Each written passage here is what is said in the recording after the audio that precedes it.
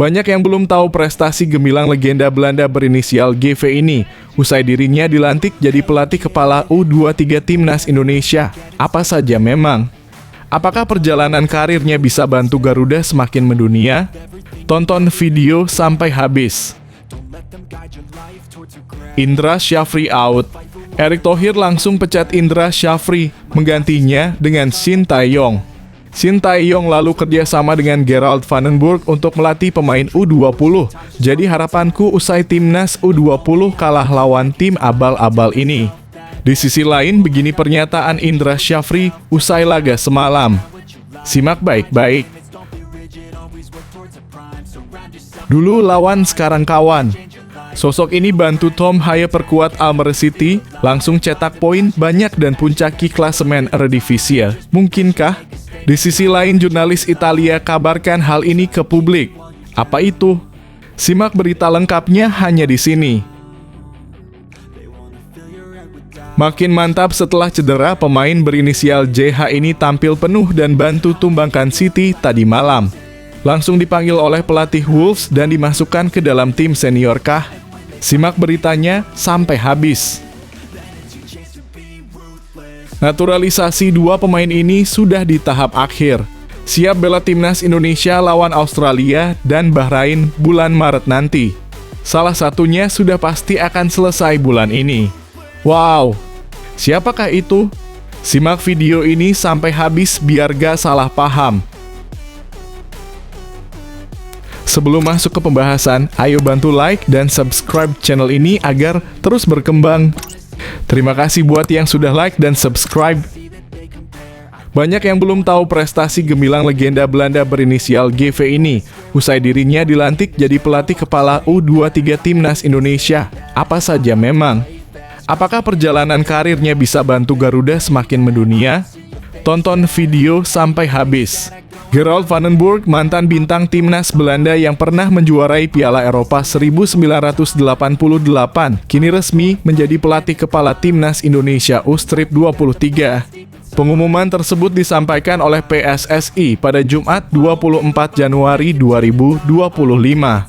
Selain menangani Garuda Muda, Vandenberg juga akan berperan sebagai asisten pelatih di timnas Indonesia senior yang kini ditangani oleh Patrick Kluivert.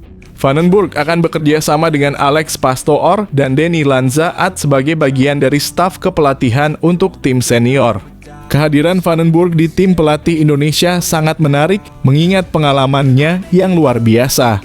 Sebagai pemain, Vandenberg pernah membela klub-klub besar seperti Ajax Amsterdam, PSV Eindhoven, dan FC Utrecht. Ia juga mencatatkan 42 caps bersama timnas Belanda, termasuk menjadi bagian dari skuad yang memenangkan Piala Eropa 1988 dengan kemenangan 2-0 atas Uni Soviet di final. Selain sukses bersama timnas Belanda, Vandenberg juga meraih gelar Liga Champions bersama PSV Eindhoven, sebuah pencapaian yang semakin memperkaya rekam jejaknya sebagai pemain. Dengan pengalaman gemilangnya, Vandenberg diharapkan bisa membawa timnas Indonesia U23 meraih prestasi di level internasional. Menarik untuk melihat bagaimana pengaruhnya terhadap Garuda Muda, mengingat pengalaman dan pengetahuannya tentang sepak bola Eropa yang diharapkan dapat memperkaya gaya permainan tim Indonesia. Mengingat pencapaiannya sebagai pemain, Vandenberg jelas memiliki visi dan pengalaman untuk membimbing generasi muda Indonesia menuju prestasi yang lebih tinggi. Bisa jadi kehadirannya bakal membawa angin segar bagi perkembangan timnas Indonesia, baik di level U23 maupun senior. Bagaimana menurut kalian? Apakah kalian optimis Vandenberg mampu bantu timnas Indonesia? Tulis komentar kalian di bawah. Indra Syafri out. Erick Thohir langsung pecat Indra Syafri, menggantinya dengan Shin Tae-yong. Shin Tae-yong lalu kerjasama dengan Gerald Vandenberg untuk melatih pemain U20. Jadi harapanku usai timnas U20 kalah lawan tim abal-abal ini. Di sisi lain, begini pernyataan Indra Syafri usai laga semalam. Simak baik-baik. Pelatih timnas Indonesia U20, Indra Syafri, mengakui timnya menghadapi tantangan besar dalam membongkar pertahanan rapat Yordania saat kalah 0-1 pada laga mandiri U20 Challenge Series 2025 di Stadion Gelora Delta Sidoarjo. Jumat 24/1. Perlu ada perbaikan bagaimana membongkar kompleks defense lawan. Mereka menerapkan strategi itu untuk mengantisipasi kekurangan pemain, ujar Indra Syafri seperti dikutip dari Antara. Pada pertandingan tersebut, Indonesia sebenarnya memiliki beberapa keuntungan. Meski kebobolan cepat melalui sundulan Ibrahim Sabra di menit keempat, Garuda Muda unggul jumlah pemain sejak menit ke-16 setelah kiper Yordania Salama Ali menerima kartu merah. Namun peluang emas yang didapat melalui tendangan penalti di menit ke-22 gagal dimanfaatkan oleh Wilber Jardim, membuat Indonesia kehilangan kesempatan untuk menyamakan kedudukan. Meski kalah, Indra tetap memberikan apresiasi kepada timnya. Semua pemain tetap menjalankan skema yang kami terapkan.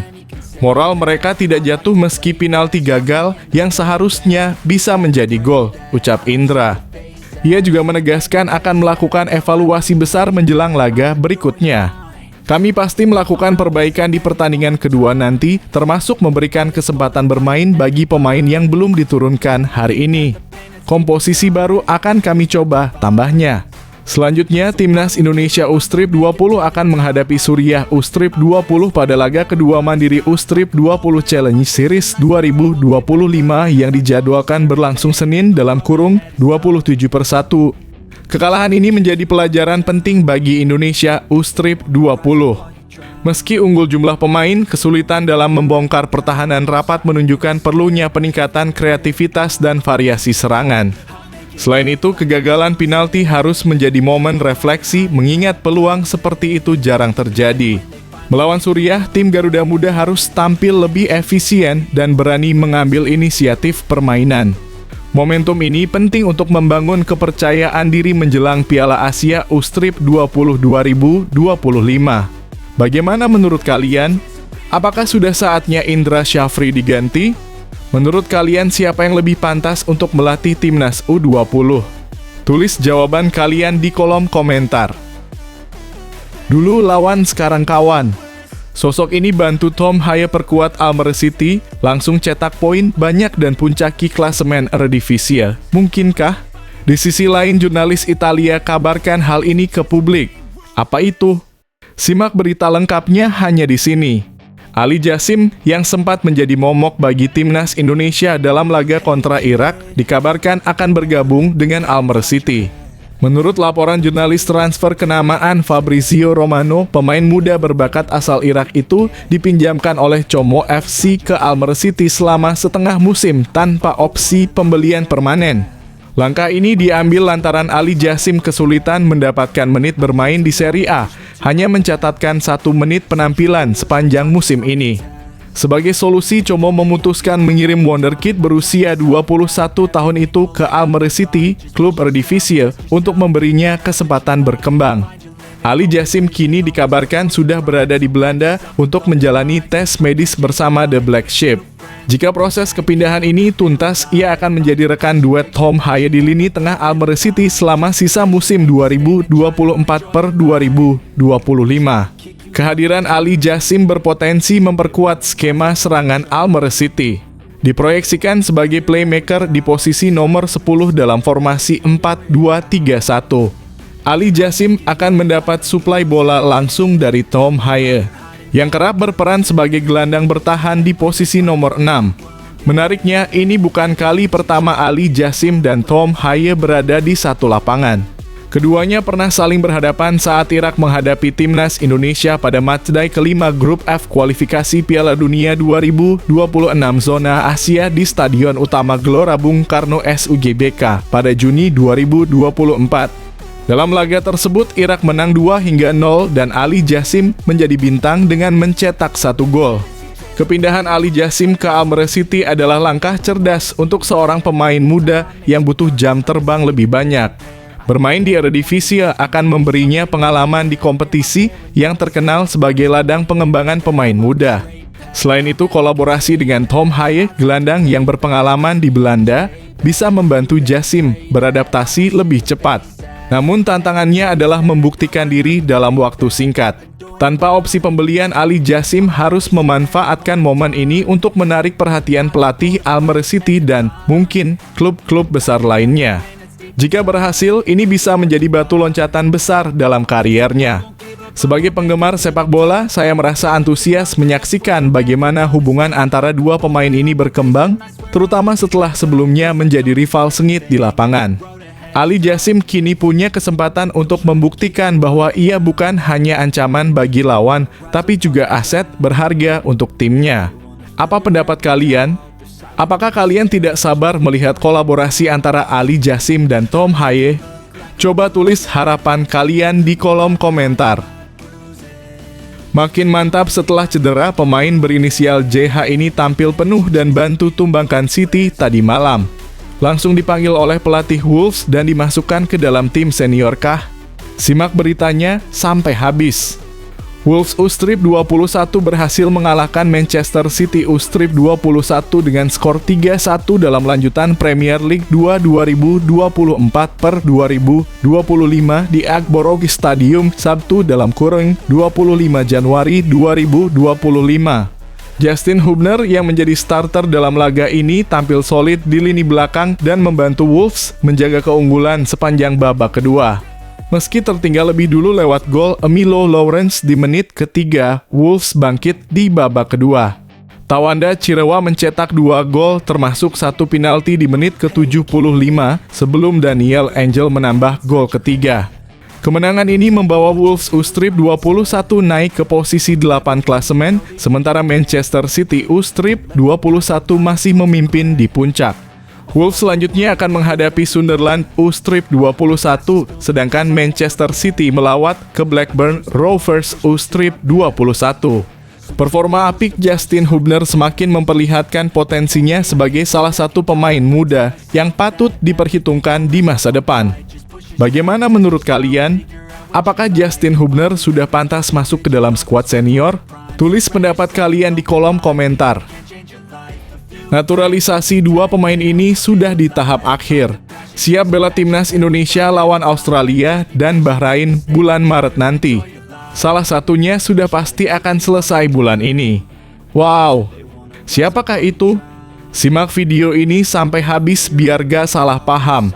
Menteri Pemuda dan Olahraga (Menpora) Dito Aryo Tejo mengungkapkan bahwa proses naturalisasi pemain calon striker timnas Indonesia oleh Romain kini memasuki tahap pembahasan di Dewan Perwakilan Rakyat (DPR) pada bulan ini.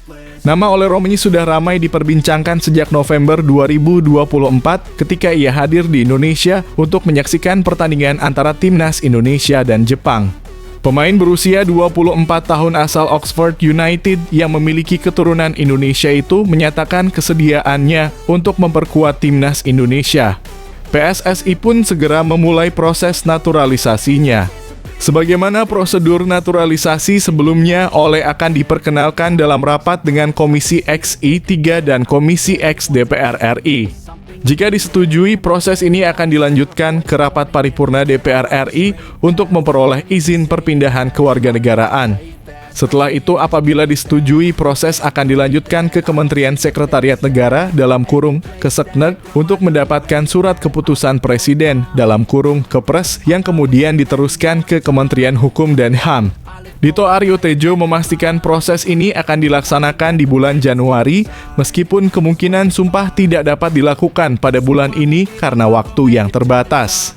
Selain itu, proses naturalisasi oleh Romain diperkirakan akan bersamaan dengan pemain lain, Jairo Riedewald, yang juga akan memperkuat timnas Indonesia untuk kualifikasi Piala Dunia 2026 zona Asia mendatang. Dengan kedatangan pemain-pemain berkualitas ini, diharapkan timnas Indonesia bisa lebih tangguh dalam menghadapi pertandingan-pertandingan penting di masa depan. Apakah kalian yakin Romain dan Jairo bisa bela timnas bulan Maret nanti? Tulis pendapat kalian di kolom komentar.